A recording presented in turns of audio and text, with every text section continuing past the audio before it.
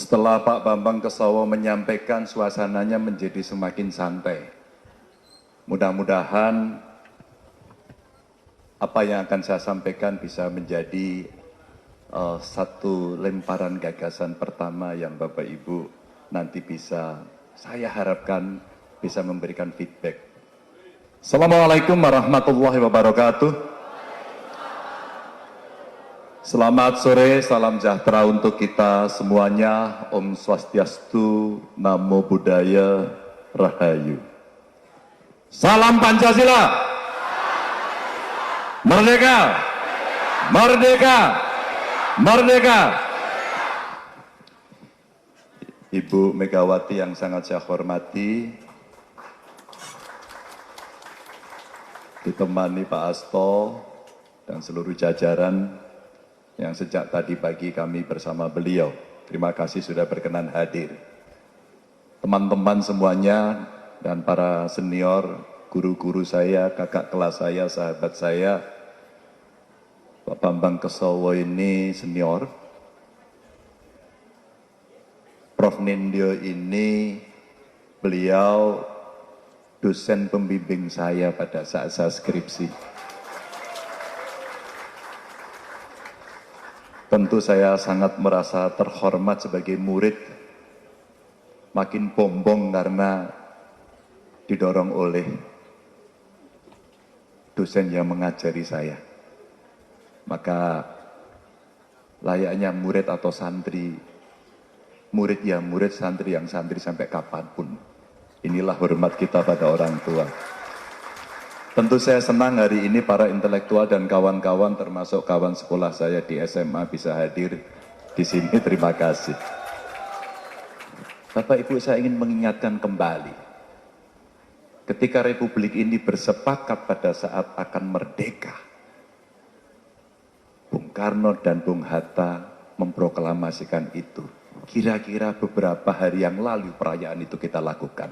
Saya ingin mengingatkan kembali, itulah komitmen kita, di mana kemerdekaan kita rebut bukan dikasih. Dengan komitmen bersama, kita akan membangun bangsa dan negara tanpa membedakan apapun. Ini, saya mengingatkan kembali. Maka di 1 Juni beliau berpidato, mau pakai apa negara ini berdiri? Apa dasarnya? Filosofi sekhronselahnya apa? Digalilah dari bumi pertiwi dan kemudian singkat cerita Pancasila yang kemudian menjadi pegangan kita. Saya mengingatkan kembali, recall terhadap kondisi perjuangan pada saat itu. Maka ketika pembukaan Undang-Undang Dasar sudah merumuskan bagaimana kita mesti makmur, waktu ke waktu, hari demi hari, itulah yang mesti kita wujudkan. Inspirasi kemudian yang muncul, adakah Indonesia atau Republik ini betul-betul berdaulat dalam bidang politik? Kita disetir atau kita tentukan sendiri. Yang kedua, tentu saja, apakah kemudian kita yakin akan kemampuan sendiri untuk kita bisa berdikari dalam bidang ekonomi? Saya lemparkan satu-satu di depan para intelektual. Dengan satu harapan, setelah event pada sore hari ini, saya sangat rindu untuk bisa mendapatkan feedback. Tapi Bapak Ibu, diingatkan satu lagi, kita orang yang punya kepribadian dalam kebudayaan. Dan yang terakhir inilah kemudian, bagaimana cara kita menghormat pada orang tua, bagaimana cara kita mencintai bangsa dan negara, dan bagaimana kita memperlakukan sesama untuk hidup di bumi Nusantara. Saya titik. Inilah PR besar yang hari ini mesti kita pegang. Saya mulai dari yang paling dasar dulu. Jika kita berada pada komitmen yang sama, inilah waktunya kita akan melangkah bersama. Tidak ada yang ditunggu lagi.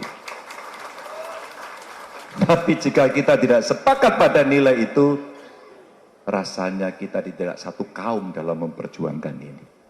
Itu ideologis buat saya, tidak ada tawar-menawar. Dari presiden ke presiden, tentu kami sejak mahasiswa sudah berpartai. Mohon maaf kalau pilihan kita berbeda. Tapi saya harus menentukan sikap. Banyak presiden yang ada, lahir, termasuk salah satunya Ibu Mega ada di sini. Pada situasi yang cukup sulit bagaimana kita keluar dari situasi krisis. Berganti-berganti dan hari ini Pak Jokowi memimpin itu. Apakah kemudian kita akan meneruskan, kita akan melanjutkan, dan mana yang mesti menjadi prioritas? Izin dengan hormat karena saya berdiri di depan para intelektual, maka saya ingin menyampaikan, kalau toh ada angka-angka, saya ingin menyampaikan bahwa kami dengan tim sudah menghitung poin-poin itu. Bagaimana kita bisa berlari lebih cepat menuju Indonesia emas. Apakah Indonesia tambah makmur? Iya Bapak Ibu.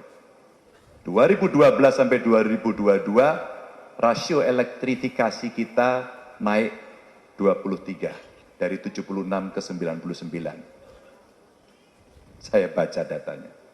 Apakah kita semakin sehat? Dari 2014 sampai 2021 kita meningkat skornya naik 36,2 dari 51,8 ke 87. Apakah kita lebih pintar? Kita naik 8,7 poin dari 2016 ke 2002, 57,4 ke 66,1. Dan apakah PDB per kapita kita meningkat? Artinya kita kian produktif? Jawabannya ya. Dari 2012 ke 2022 dalam waktu kurang lebih 10 tahun naik 2,2 kali. Dari 33 menjadi 71,0. Data ini saya sampaikan untuk memproyeksikan kelak kemudian hari di 2045 dalam waktu yang tidak lama 100 tahun, benarkah kita akan menjadi negara terbesar ekonomi keempat atau ketujuh pada pilihan kita masing-masing. Ada 4 hal yang ingin saya sampaikan Bapak. Yang pertama, bagaimana kita menunjukkan Indonesia makmur dengan segala indeks yang sudah kita siapkan. Listrik per kapita umpama 3.500 kW, ya. Porsi kapasitas pembangkit terbarukan 74%, prevalensi ketidakcukupan pangan 2,1%, dan akses rumah tangga terhadap air siap minum mesti 100%, antara lain.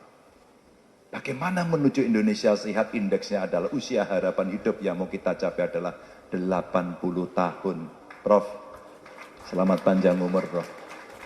80 tahun lebih. Beliau menjadi prototipe hari ini, yang lain silakan hidup sehat, berolahraga, dan jangan mikir neko-neko. Insya Allah Anda panjang umur.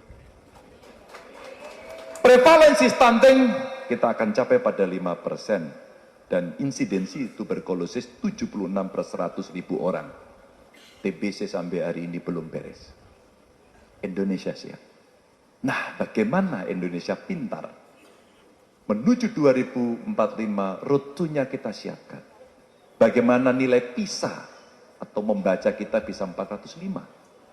Bagaimana PISA matematika kita bisa 438. Dan PISA sains kita 416.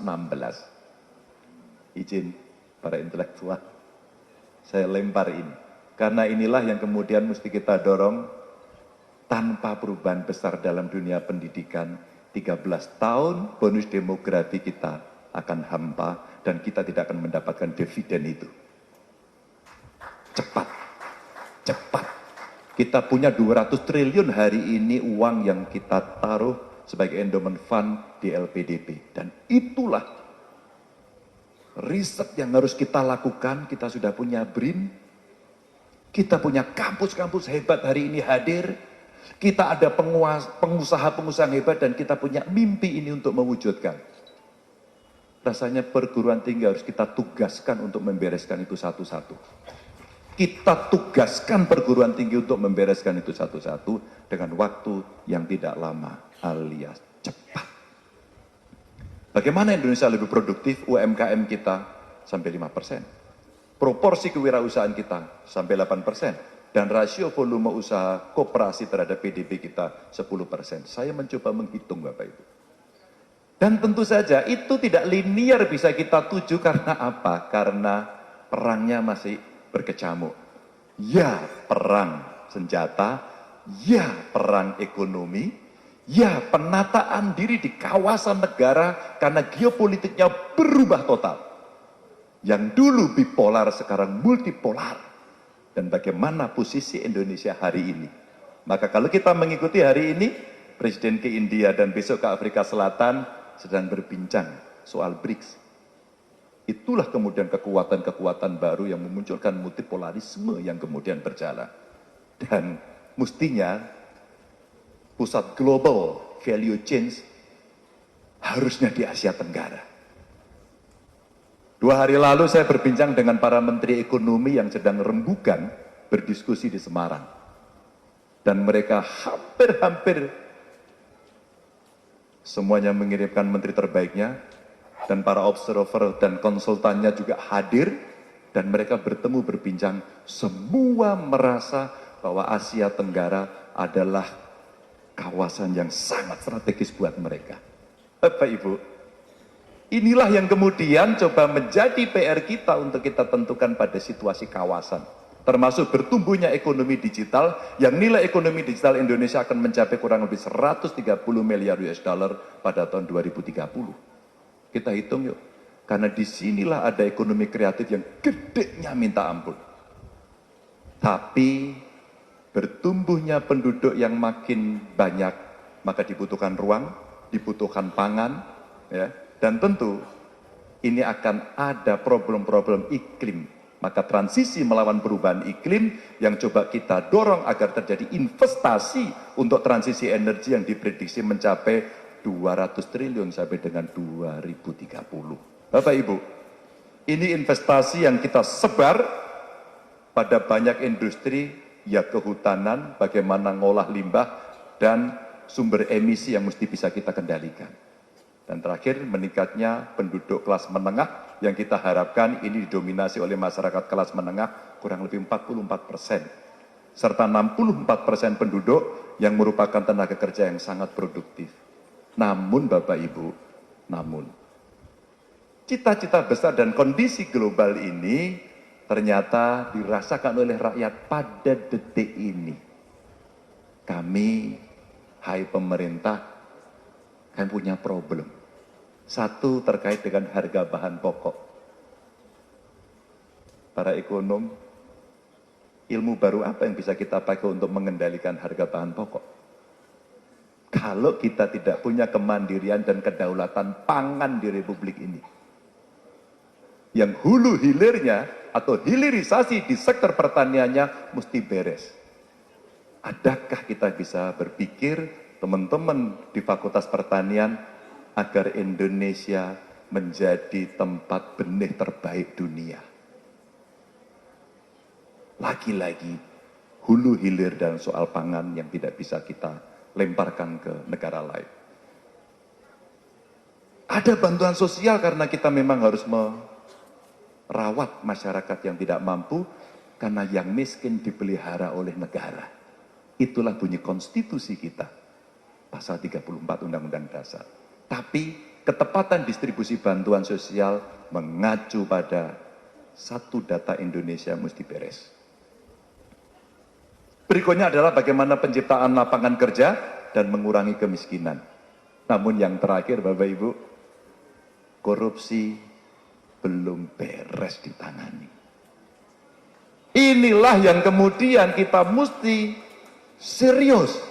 Penataan kelembagaan membangun SDM agar kemudian para intelektual untuk bisa mengeksersis ini. Betul-betul. Apakah mulai sejak pendidikan, sejak PAUD barangkali, untuk mempelajari integritas. Inilah dunia perguruan tinggi yang betul-betul kita harapkan. Bapak Ibu, maka untuk itu ada 3 pondasi yang mesti kita siapkan. Yang pertama, bagaimana menggandakan anggaran negara untuk pelayanan yang berkualitas. Seperti Pak Bambang Kesawa sampaikan, berkualitas. Kenapa menggandakan anggaran? Karena untouchable ekonomi hari ini harus mulai diperbaiki kualitasnya untuk menjadi on the table ekonomi. Sehingga illegal economic harus kita legalisasi agar kemudian pajak terbayar, pendapatan negara naik, dan apa yang terjadi? Rasio kita dalam konteks pajak harus lebih baik. Yang kedua adalah digitalisasi pemerintahan untuk tata kelola yang jauh lebih baik. Saya kira AI sekarang sudah bisa menjawab hampir semua persoalan. Dan yang ketiga adalah membasmi korupsi untuk mengembalikan kepercayaan rakyat. Tanpa itu kita tidak akan menjadi apa-apa. Bapak Ibu, maka bonus demografi mesti kita dorong betul-betul menjadi dividen, dan itulah menjadi fondasi utama kita bagaimana kita membereskan dengan memanfaatkan 13 tahun periode bonus demografi ini berjalan. Maka tidak ada yang lain. Perubahan luar biasa pada pendidikan, ya intelektual, ya emosional, ya karakter, ya spiritual, menjadi PR. Dan saya sangat menunggu Bapak Ibu bisa memberikan masukan itu kepada kami. Terima kasih. Wassalamualaikum warahmatullahi wabarakatuh.